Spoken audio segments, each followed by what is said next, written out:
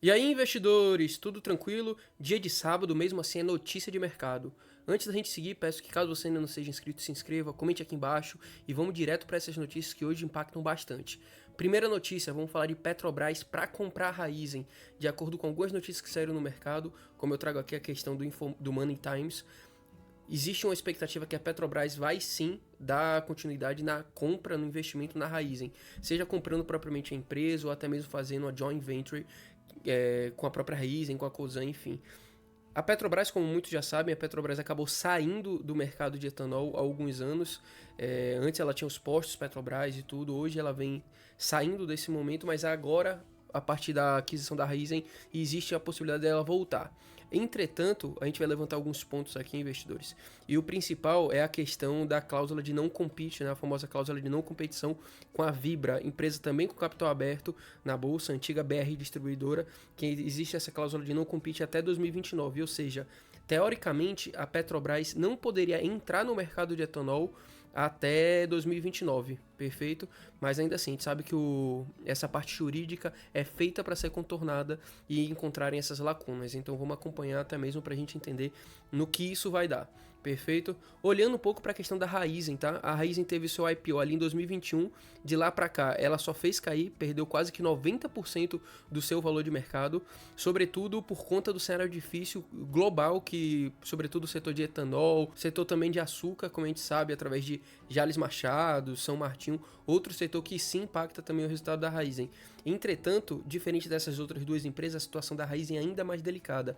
E aqui a gente vai olhar para a questão de múltiplos da empresa, em que cenário a empresa está, até porque cair 90, quase 90% desde o IPO não é uma situação agradável, seja para os investidores ou até mesmo para quem busca adquirir a empresa, como é o caso de Petrobras. A gente pode observar que olhando para múltiplo, a Raízen tem um PL negativo, ou seja, basicamente ela não está apresentando lucro, ela está tendo prejuízo, e um P sobre VP que muitas vezes pode enganar de abaixo de uma vez o seu valor patrimonial.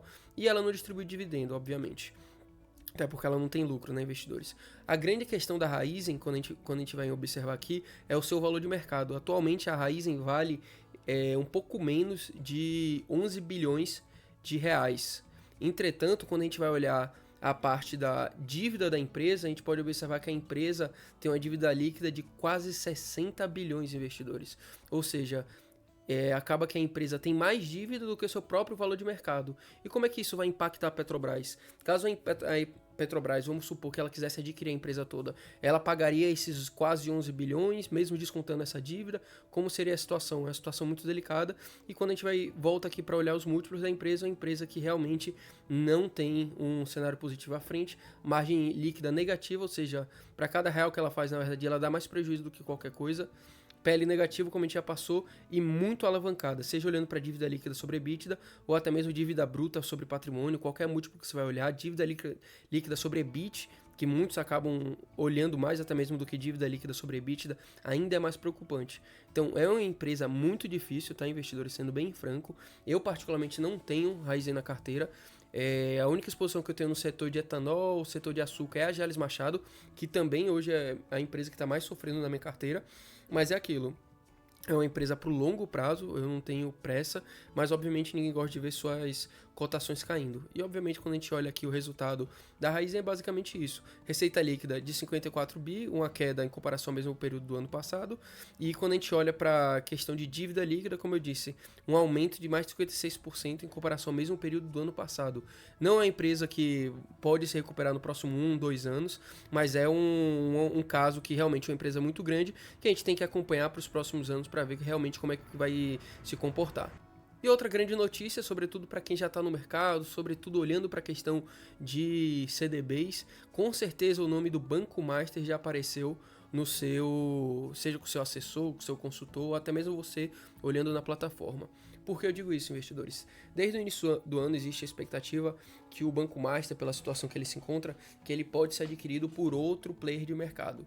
E o nome que surgiu lá atrás foi a questão do BRB, o Banco de Brasília, tá?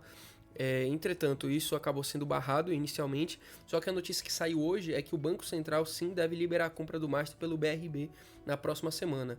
Eu trouxe aqui no Money Times, mas vocês podem observar que essa notícia é recorrente em outros portais, tá? Sempre destacando essa questão que realmente deve sim ser liberada essa compra do BRB pelo Master.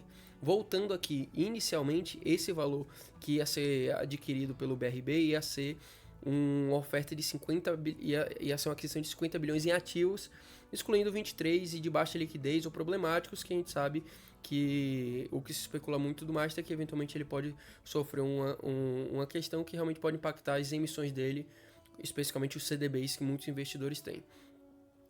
Nesse caso, não vai ser 50 bilhões que vai ser adquirido, e sim metade disso, 25 bilhões, deixando 48 bilhões fora da operação.